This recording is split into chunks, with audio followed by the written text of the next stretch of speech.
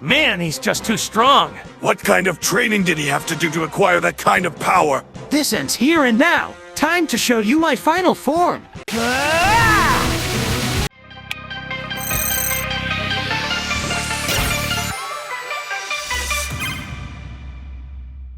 As we begin to inch closer and closer to the release of Sonic Frontiers, day by day we get more information and the game looks ever so exciting. Every single day I feel like this game gets even more enticing the more we learn about it. In my own personal opinion, I feel like there's a lot to love about this game, but I wanted to narrow it down to just 5. So in today's video, I'm going to be going over 5 things that I really love about Sonic Frontiers. Let's not waste any more time and get right into it. At number 5, I'm really excited to see Amy playing a prominent role once again. I feel like in the past couple of years when it comes to the Sonic the Hedgehog franchise, even though Amy has been a main character, it doesn't seem like her role really was all that important. In games like Sonic Lost World, yes, she was one of the main core characters showcased, but I feel like she really wasn't all there. It felt like there was a lot of her character kind of missing, and I wasn't really sure why. I mean, I know she didn't have a ton of screen time, but even during her few moments in the game, it didn't feel like this was the Amy I grew so fond of.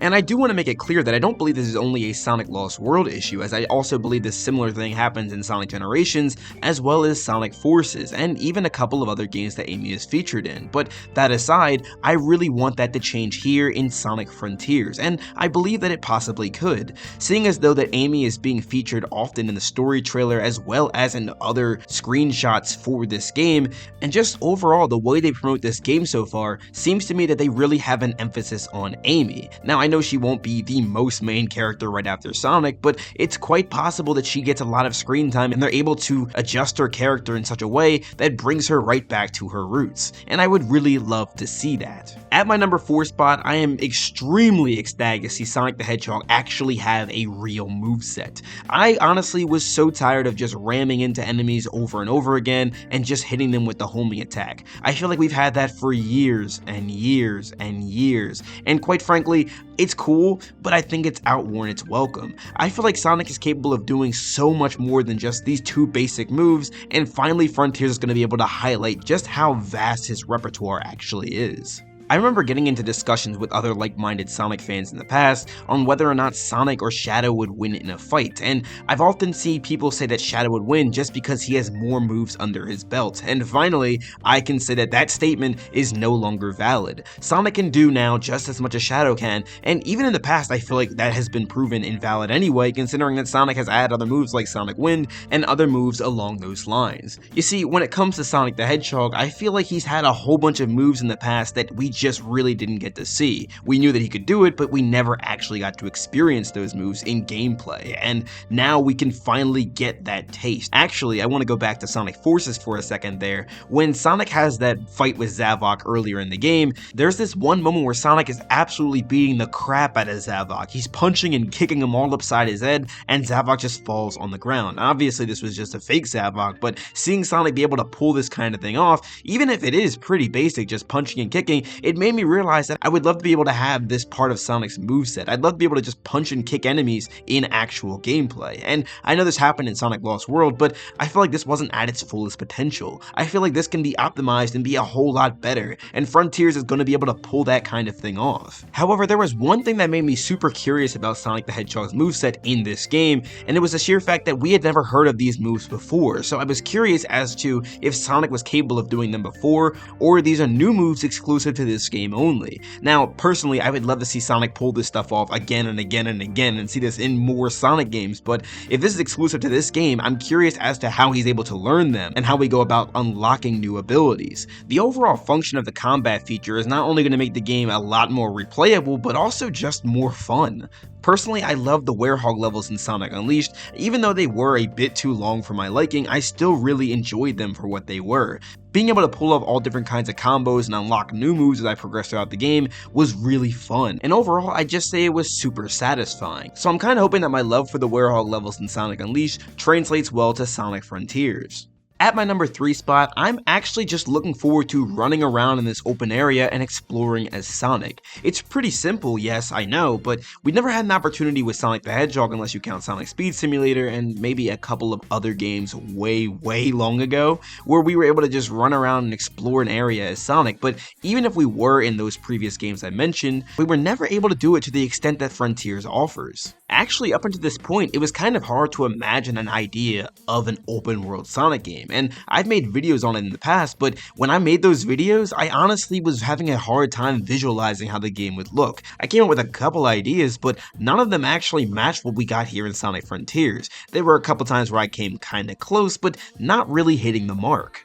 The issue I kept coming across when coming up with this idea of an open world Sonic game was just the idea that Sonic was too fast, so the environment had to be huge. And the thing about Sonic Frontiers is, it seems like the entire open zone areas we've seen so far, they appear to be like giant playgrounds where Sonic is able to jump and perform all kinds of tricks anywhere he wants to. And it's really cool looking because it gives Sonic a whole bunch of area to just run, and you're able to go just about anywhere, it seems. And I feel like they were able to do this and still keep Sonic at a consistent speed. From an outsider's perspective, it seems like they still made Sonic Sonic and put him in this environment. They made him fast and still made it work. This is a concept that I've wanted to see for a long time now, but I didn't think it was actually going to be possible. And seeing that they've actually seemed to gather a good formula for this, I'm really excited to see the end result. So running around as Sonic is extremely appealing to me, even just doing the basics.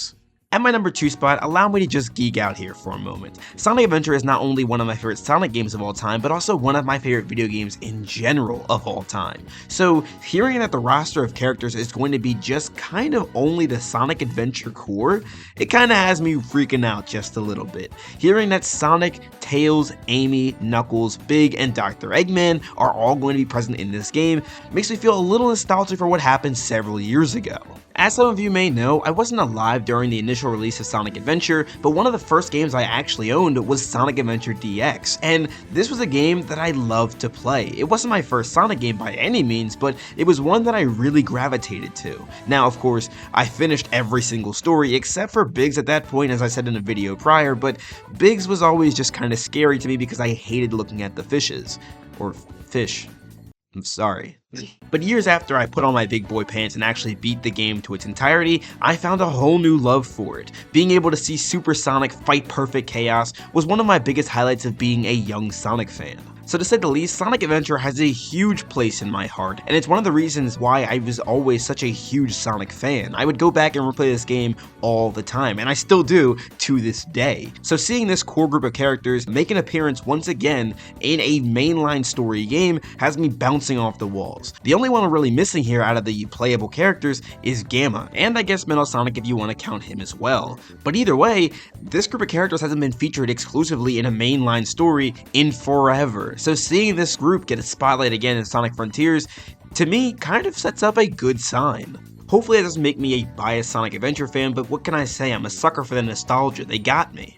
Before I dive into my number 1 spot, I do want to list off an honorable mention, and that goes to the fact that Ian Flynn is writing the dialogue for this game. I made a little mistake a couple videos back saying that Ian Flynn was writing the story for this game, but that's not the case. You see, the story was already given to him and he's just writing the lines for the characters, which I think is totally fine. I feel like the characters could be a lot more fleshed out and maybe even closer to their early 2000s counterparts. Hopefully he writes these characters in such a way that makes them a lot more likable and allows me to take them a lot more seriously as well. And hopefully the humor of these games is a lot more situational than just cheesy one-liners. Anyway, let's get to my number 1 spot. Personally, I believe this is the boldest move that the gaming franchise has ever pulled off. I say that because we've seen Sonic do the whole boost gameplay for several years, and the switch between that gameplay style to what we currently have here in Sonic Frontiers is actually a huge difference. Actually, I'd even say the disparity between the two gameplay styles is very hard to quantify. I believe it's a bold move because I don't necessarily think that Sonic Forces was a bad game. I just think that it was pretty mediocre.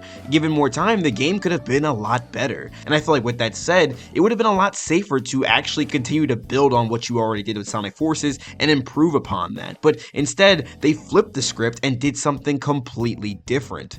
I mean, of course, we see the cyberspace stages still present in this game, but they're not even the main focus. The main focus here is the open zone. So this is going to be a completely different game than anything we've ever seen before, and that's why I love it so much. It shows that this new Sonic team is not afraid to try something different. And I feel like this is even reflected in the price tag itself. For the past couple years, Sonic games have only been like $40 or $20, but Frontiers is coming back with a $60 tag, or more if you want the digital deluxe version.